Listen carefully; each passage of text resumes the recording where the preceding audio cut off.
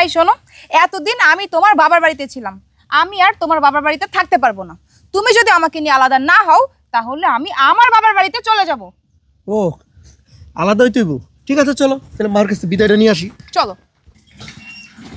আসো আম্মা, এদিকে আসো। শোনো মা, এই বেকার ছেলেরা অনেক জমি পালছো, অনেক টাকা পয়সা খরচ করছো, ঠিক আছে, বিয়া শাদী করা হয়েছে, চাকরি বাকরি করছি, সব কিছু হয়েছে। এখন থেকে আমি আর তোমার সাথে থাকবো না, ঠিক আছে? আমি আমার শ্বশুরবাড়ি থাকবো, আলাদা থাকবো। এতদিন পালছো, এবার শ্বশুরবাড়ি যা শ্বশুরবাড়ি কিছু টাকা পয়সা খাইয়ে আসি। এটা কি কথা? আরে মা, তুমি বুঝো না এটা কি কথা? আমার বউ চাইতেছে আমি আলাদা থাকি, ভিন্ন খাই। তা আমি আলাদা যদি থাকি, আমার বাড়ি থেকে আমি আলাদা থাকবো, তাহলে কি আলাদা হইলো? একটু দূরত্ব বজায় রাখতে হইব না মা? তার জন্য আমি চিন্তা করছি শ্বশুরবাড়ি থাকবো, একটু দূরে থাকলাম, মাঝে মাঝে সাথে তোমার দেখে গেলাম, এটা মনে করলাম শ্বশুরবাড়ি, ওইটা আমার বাড়ি। কি কব? এই না না না, আমি আমার বাবার বাড়িতে যাব না। আমি আজ থেকে তোমার সাথে এই বাড়িতেই থাকবো, এটাই আমার শ্বশুর বাড়ি। আমার বৌমা ভালো কথা কইছে। আরে আম্মা, তুমি বুঝো নাই, আজকে তুমি এনে থাকবা কেন? তুমি যেটা চিন্তা ভাবনা করছো সেটা কিন্তু দারুণ। এখানে থাকলে তোমার অনেক কাজ কাম করা লাগে, বাবা বাড়ি থাকলে কিন্তু তেমন কাজ কাম করা লাগবে না। তো সেই ক্ষেত্রে আমিও ডাক্তি বুসকা নিয়ে ওই চলে গেলাম, তুমি ওই বাড়িতে থাকলা, যা বেতন পাইলাম তা ব্যাংকে রাইখা দিলাম।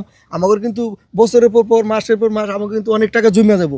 সেই জন্য আমরা তোমার চিন্তার আমি সাধুবাদ জানাই। তোমার বাপের বাড়ি থাকবো আর মাস গেলে টাকা জমাবো, কি বলো? না না না, আমার এত টাকা পয়সার কোনো দরকার নেই। স্বপ্ন দেখছে আমার বাবার বাড়িতে গিয়ে আমার বাবার অন্ন ধ্বংস করবে। আমি আমার বাবার মেয়ে, অন্ন ধ্বংস করব আমি তোমার, কারণ বিয়ে করে আমি তোমার বাড়িতে আসছি। এত বড় অধিকার আমি তোমাকে দিতে পারবো না। হ্যাঁ, আমি আমার শ্বশুর বাড়ি ছেড়ে কোথাও যাব না, আমি আমার শ্বশুর বাড়িতেই থাকবো। শ্বশুর বাড়ি যেতে থাকবা, তাহলে ভিনো আর চিন্তা করছো কে? কোন জন্য করছো?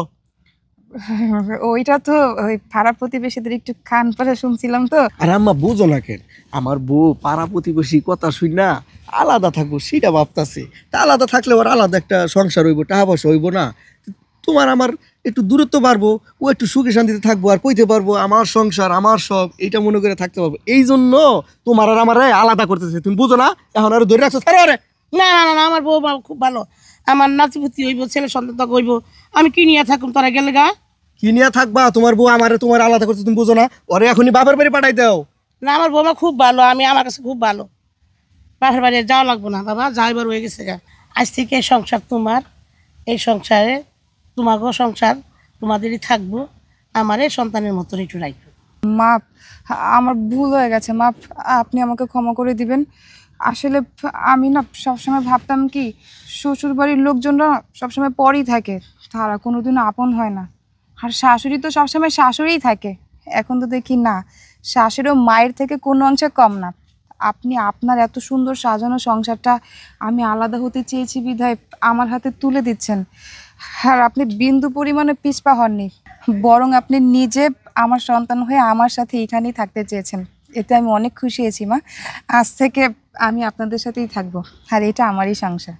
দেখো যারা, আমার বাবা নেই, এ আমার মা আমাকে অনেক কষ্ট করে লেখাপড়া করেছে, চাকরি নিয়েছে। আর বিয়েটা কিন্তু মা নিজে পছন্দ করে করাইছে, আমি কিন্তু তোমাকে পছন্দ করে আনি নাই। তো সেই মাকে আমাকে কখনো আলাদা করো না। এই সংসারটা তুমি সত্যি অনেক যত্নে রাখবে আমি বিশ্বাস করি, কারণ তুমি অনেক বুদ্ধিমান একটা মেয়ে। এই সংসারটা আমি খুব সুন্দরভাবে আগলে রাখবো। এখন চলো ঘরে যাই। চলো।